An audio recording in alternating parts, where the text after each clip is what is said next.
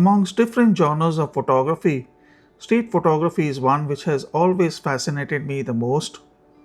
In the last 8 years on the streets of Glasgow, where it's a sunny day, it's pouring down heavily, or sometimes we are lucky to have a lot of snow too. Every single time, the same street has given me million new stories. And that is what street photography is all about, isn't it?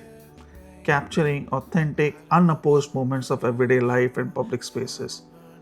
Hello everyone, my name is Kunal, also known as KT Perspective, and today's video I'm gonna share some tips and experiences from my time here in Glasgow, especially in the area of street photography, with a simple aim of capturing some unique frames and becoming a better street photographers by sharpening our skills in photography.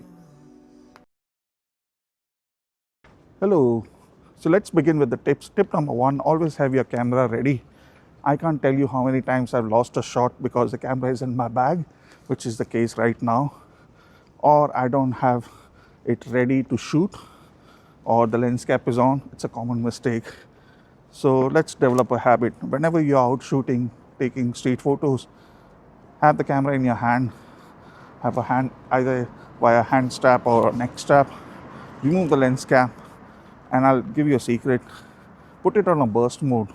My camera has a lower burst mode of 4 frames per second or a high burst mode of 10 frames. I set it on a lower one, and I'll tell you why. When you're out shooting and if you're catching a movement, chances are by the time you take up the camera, click it, it may not have focused on the thing that you were looking for. So having a burst mode, 4 frames, by the time it reaches second, third or fourth, there's a very high chance that it will have focused it and you have got the shot that you are looking for. Always have your camera ready and be a good street photographer. I'll tell you what that means. Suppose you're going out on a street and you see a nice frame, like a light coming out from a door window or an underpass, and you think that a person coming out of it would make a nice silhouette. So that is exactly what it means. Setting up a frame or setting up a trap. Go there, stand there, set up your frame, and you just wait for your subject to pass. That is one example that I took. It was raining that night and Glasgow, and I was instantly when I saw that frame in the city center. I thought, okay, what if anyone who passes by with such a high backlight would mean that they would be instantly a silhouette? And that's what I did. Was getting soaked in the rain, but every time someone passed by, I had my shot. That's what you need to do. If you see something interesting, stand there, spend some time there, set up your frame, everything. As I said in the first point, set up your camera, be ready, and just wait for your right subject. It will take time. Sometimes you'll be lucky, instantly someone passes by, but you'll get the good shot. Now, one other way to improve yourself as a street photographer is to set yourself some challenges. Now, in the past, I have gone out with other photographer friends and we have done these challenges, sometimes different topics, and that too coupled with a time constraint. I've said this in my past video, creativity thrives in constraints. So when you give yourself some challenges, whether it's a time limit or different topics that you have never covered, your brain starts thinking creatively, and that helps you to set up new frames, new targets, and capture the situation. Street photography is all about ever changing situations on the streets where people moving around. Maybe there's a moment that you want to capture, but when you are under such pressure of time and a particular topic to focus on, it will help you to come out with more creative ideas that you can use it in your regular street photography work also. So always look for some of these challenges. You can set these challenges to yourself also. You can write down all the creative ideas that you can think of. Take inspiration from YouTube, Instagram, or TikTok. Again, there are photographers always doing these challenges, and some of those challenges I could never think of, or use it in street photography. But it's all about thinking out of the box.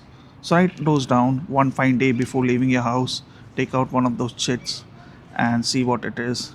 Looking up, shapes, colors, only capturing people holding hands or folding hands behind their back, funny hair, anything that you can think of, and use it to further sharpen your skills in street photography.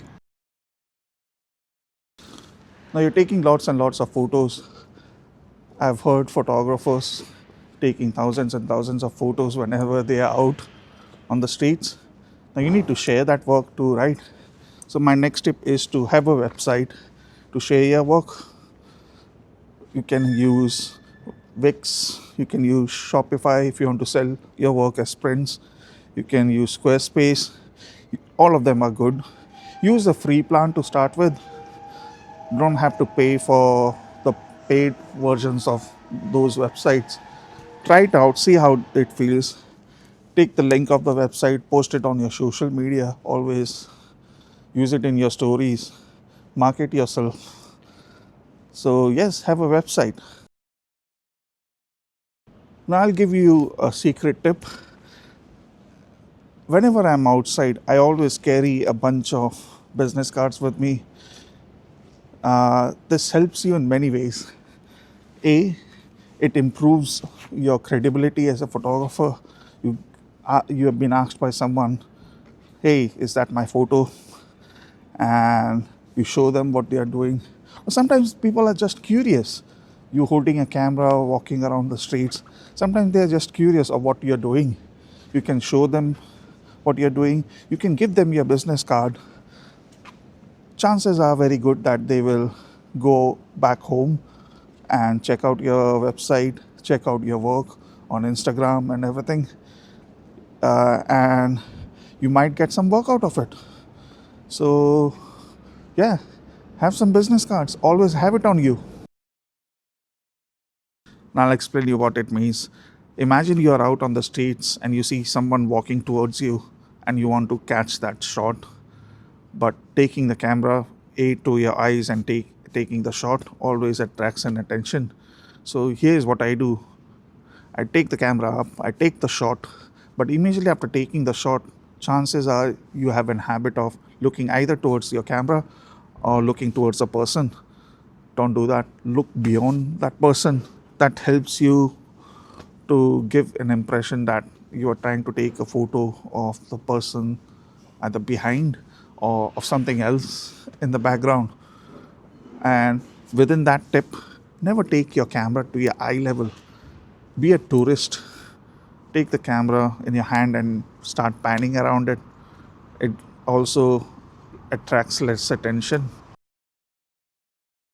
The next point is quite an important one. It's the whole reason why I'm making this YouTube video on street photography. Now, if you're a street photographer, there's a good chance you have experienced this or you will experience this.